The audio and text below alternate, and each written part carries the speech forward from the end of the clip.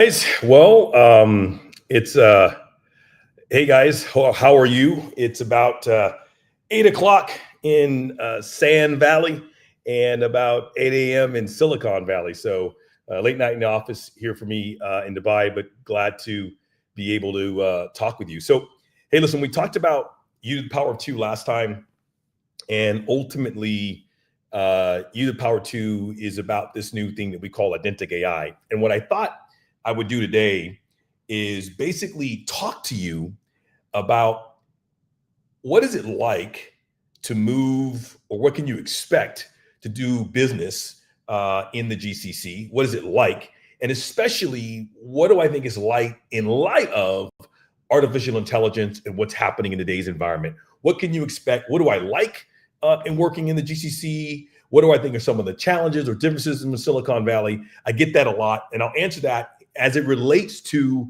or as it goes and talks about artificial intelligence. So let's start with one of the things that I really enjoy about the GCC. So the first thing I would tell you about the GCC is that AI talent is extremely undervalued, underrated. There is a tremendous amount of talent in the region. They're excited, they're enthusiastic. And if you think about the way I would kind of think about some analogy perspective, if you thought about like the NBA, and when we had the Dream Team when it first came out with Jordan, Michael Jordan, and Magic Johnson, Larry Bird, and they played the teams that were all around the world, and they killed them, right? They were just so strong and dominant. But then as the game progressed, people began to catch up. And in fact, you look at the NBA, many of the top 5, 10 players in the NBA aren't from America, aren't from the US anymore. And that's a great and wonderful thing. Well, AI has kind of democratized knowledge. And while we have some incredible institutions in the US, everybody has availability to knowledge. And so the talent here, AI talent, is extremely undervalued. I love it. They're excited. They're enthusiastic. And I think that is something that I think is great to work at when you come to the region. Now, that being said, on the downside, or the challenge, I would say, is that while this talent is so excited, there isn't a lot of process maturity. And so what I mean by that, whether you're talking about starting a business and having a clear process of how to do that or execute that, all the way to just permitting, and it's in general, and I'm classifying the GCC in general. I want to be clear. There's a lot of different countries in the GCC, but if you think about it in general, where I would say probably Dubai and Saudi are probably one of the more mature countries in the GCC. But if you think about it, there's a lot coming from Silicon Valley. There's a lot of things that you're going to take for granted from a business process standpoint that just, quite frankly, aren't ready, aren't mature yet. Okay. The other thing I think that's pretty cool and pretty exciting about the region is the fact that labor costs. So when you think about the cost of this labor, it is not obviously as expensive. But what that means is that it is going to be easier, quite frankly, to use AI as an enhancement, as an enhancer of value for people, rather than replace. Because in Silicon Valley, given the higher cost of labor, you're seeing AI really get to, how can I pull people out? Well, because the labor cost, the cost of living is less, it's much easier economically to have a conversation, and from a CEO perspective, and invest in things that are about helping and accelerating your existing talent, because the cost of that talent is less. And so trying to remove that off your balance sheet, or trying to remove it off your income statement, isn't as big of a deal, given the fact that the cost of labor is quite a bit less, especially if you are starting a business. And so if you pair that again with something that I would say is different, or I would say challenging in the environment, and that is, while the labor cost is lower in the GCC environment in general, I would say that there is an opportunity to confuse activity with results. So there's a lot of people, or it's a segment of the market that loves to make announcements. And there's nothing wrong with that. I mean, it's awesome. They're excited about what they're doing, and that's great. But you have to be very clear between understanding what is an announcement that is a hope to be and what is an actual be. And if you're starting a business, you got to make sure that you're very, very clear on that, because the sales cycles can be elongated. And if you're not sure with what is real and what isn't, because again, in Silicon Valley, being a much more mature in the business sense, we typically will announce what we've done. But in many parts of the regions, they will announce what they're going to do.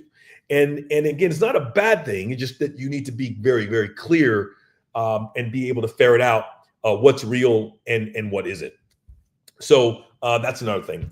One of the other things I like, I would say, is whether you go to Saudi or Dubai or Qatar, wherever place you go in GCC, if you ask the driver, a taxi cab driver, tell me about your 2030 vision plan, they know about it. And so the government support for transformation, this is a commitment. This is not a marketing ploy. The government and the people support for them to transform is huge. And so I think that, again, is something that I think you'll enjoy. I've enjoyed if you come to the Middle East. On the flip side of that, a challenge that I would say that that I've incurred, and I think that you would definitely incur as you come to the Middle East, is the fact that, look, the private sector in most countries in the Middle East really isn't private. And what I mean by that is it's in its infancy. Most of these are private companies, have been funded or are owned significantly by the government. And so what that means is they've overlaid a governmental process to ensure that they are managing these things appropriately. And so that can mean a lot of red tape. And so you just need to understand that the government entities play a much bigger role in the development and success of the private sector, much more so than you would find in Silicon Valley. But to that point, I will tell you this: the thing that I like, the positive about that is, let me tell you, man, when they commit to something, they commit. And I mean, they commit big. And so I think that, again, from the top to the bottom, when I say that, I'm talking about 100% alignment in an organization. If you're going to think about how do you move an organization as quickly as possible, the best way to move an organization is to quickly gain alignment. If you can't align, you can't execute. Alignment, you can take 1,000-person organization and that will turn into 1,000 individual companies if you can't get 1,000 people aligned. If you get 1,000 people aligned, they will move and execute quickly. That is an advantage when you work in the GCC with these government mandates, man. When it's a clear objective, that is a great thing. And so that's something that I think that you will see. Now, there's a downside to that.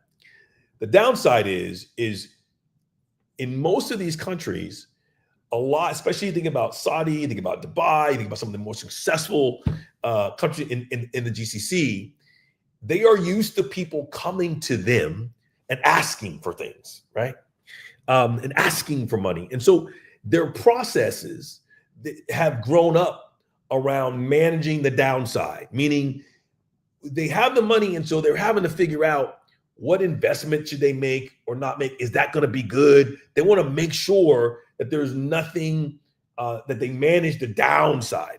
And so what that means is they have multiple layers of boards. The CEO does not have the same decision-making power in the Silicon Valley than you do in the GCC by far. It is definitely a management by committee and multiple committees, which can be very, very frustrating if you don't understand the decision-making process. But probably the biggest problem is that I would see is that people on the boards, most of the time, they are not compensated if that entity does well. So in other words, they are there if that entity does something wrong, then that board is accountable. But if that entity does something well, they don't share in the wealth. So therefore, everything is about managing the downside. So you will find that in some cases, they would rather stop 100 good ideas than to allow one bad one to go through. And so I think you just have to be prepared and understand that there's a layer of conservatism that you need to be clear about, that when you come to the GCC, that you need to be clear. It's definitely something you can overcome. And it's just a matter of where they are in the development cycle. And again, this does not apply to every single situation in the GCC, but that is something that I think is very clear, and one that you will definitely you'll definitely run into. The last thing I would say about GCC, especially as it relates to AI, is that I got to tell you, the people, if you've gone to the Midwest in the US and you say that Midwest hospitality, that's what you get in the GCC. I mean, Oman, Saudi has treated me so well, Oman so well, Dubai, they are so welcoming and willing to share.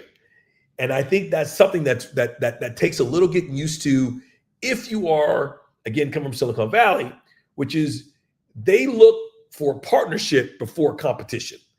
They look for fellowship before we're going to compete, before we're going to have conflict. They look for common ground.